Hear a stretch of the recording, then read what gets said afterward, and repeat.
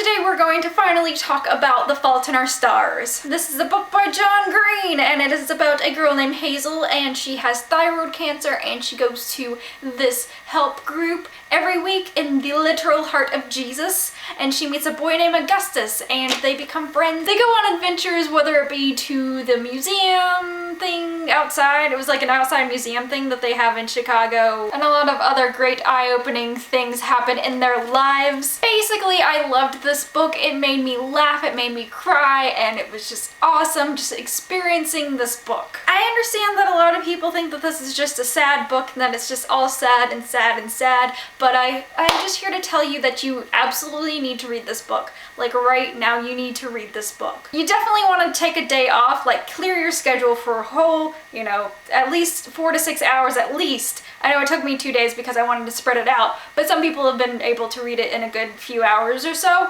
and so just definitely clear your schedule, read this book, and just thank you, John Green, okay? The hand motions, they speak for themselves. I believe it was Aristotle who said that art and theater and things like that are used to purge our emotions, and this is definitely one of those books that's definitely going to purge any sort of negative emotion that you possibly have ever had in your life, and emotions that you didn't even think that you had inside of your body. I really like the characters in this book, and something that I very much liked that not a lot of YAs really do this is that, like, they made the parents characters. It wasn't like they were just kind of like these flat characters who were just the caregivers of Hazel. It was like her dad had emotion. Her mom was just like awesome. Her mom says a lot of awesome things that I very much enjoyed, and her dad also about the book that they talk about in the book, which is a made-up book. If you didn't know, An Imperial Affliction is a made-up book. It's not a real book. I know there are some people who have asked me that, and so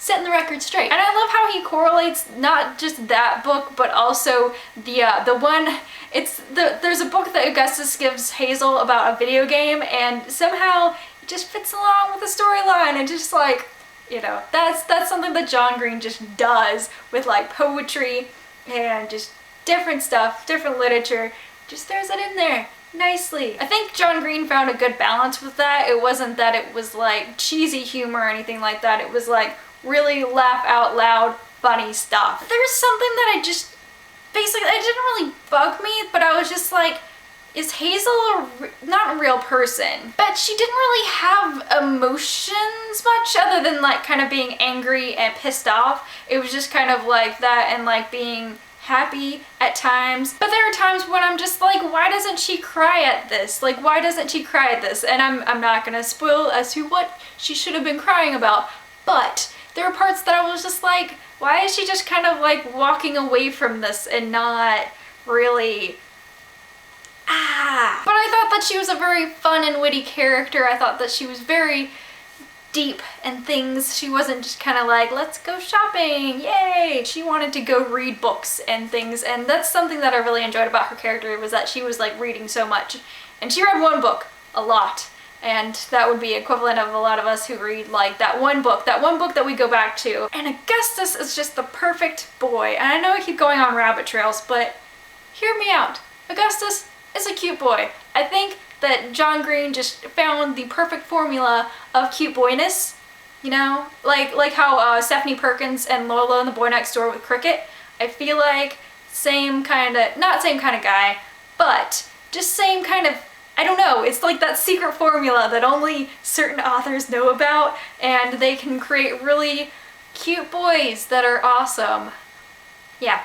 I know I've heard a couple of people kind of say that he's a little bit too perfect, but I felt like for literature, nothing has to be too perfect. I mean, John Green's endings are very like realistic with real life kind of stuff, but as far as the actual characters, I feel like he's telling you that these are not real people, and I think that that's something cool about his book, is like, they might resemble somebody, but they're not real people. I like Peter Van Houten and how he discussed that with like the relationship between authors and readers and the story, that kind of like love triangle, so to speak.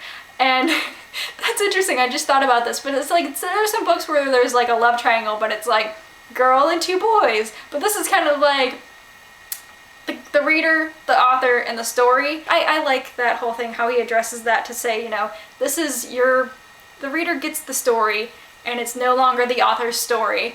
And I like that about John Green. He's expressed that before, but it's just, I like that, because it's just like, after a while you're just like, oh, I want to know more about this, this, and this, and it's just like, no, this is the story. This is all you're supposed to know. If you want to make up something else, John Green, he said this at Torto Nerd Fighting, he was like, write a fanfic. Like, that's your thing.